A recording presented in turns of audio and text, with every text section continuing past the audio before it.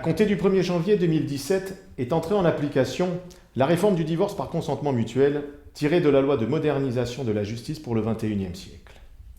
Cette réforme pose le principe de la contractualisation du divorce sans recours au juge. Désormais, chacun des époux désireux de divorcer à l'amiable se doit de prendre un avocat à l'effet de rédiger une convention réglant les conséquences de leur séparation et fixant également les modalités de liquidation de leur communauté. Lorsque le projet de convention est établi, chacun des avocats doit le notifier à son client respectif, lequel dispose alors d'un délai de 15 jours pour se rétracter ou pour apporter toute amodiation, toute modification au projet initial.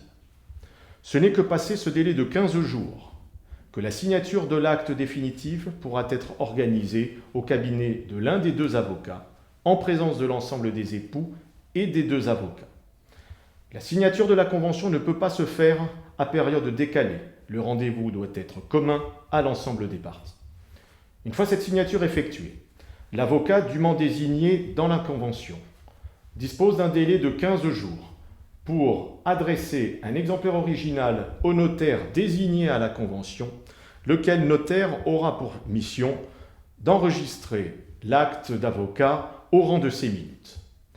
Ce n'est qu'à compter de cette inscription au rang des minutes que la convention de divorce produira pleinement ses effets et deviendra exécutoire entre les parties. Passé cette formalité, l'avocat désigné à la convention procédera aux formalités de retranscription auprès de l'état civil du divorce en marge de l'acte de mariage. Soucieux de préserver l'intérêt de l'enfant, le législateur a néanmoins prévu une dérogation à ce nouveau dispositif. Les avocats chargés de rédiger la convention de divorce doivent s'assurer soit du consentement de l'enfant lorsque celui-ci est en âge de discernement, soit de l'engagement des parents à renoncer au consentement de l'enfant lorsque celui-ci n'est pas en âge d'avoir un discernement suffisant. L'enfant peut être entendu à sa demande ou à celle de l'un de ses deux parents, à l'issue de son audition devant le juge.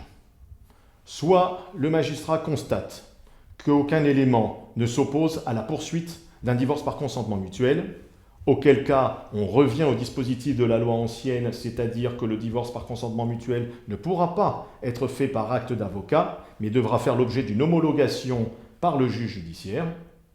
Soit à l'inverse, le juge constate que l'enfant s'oppose au divorce, ou que le divorce dans ses modalités prévues par les parents est contraire à son intérêt, auquel cas la procédure de consentement mutuel ne pourra pas intervenir, ni dans le nouveau dispositif par le biais de l'acte d'avocat, ni sous l'ancien régime du divorce par consentement mutuel homologué par le juge aux affaires familiales.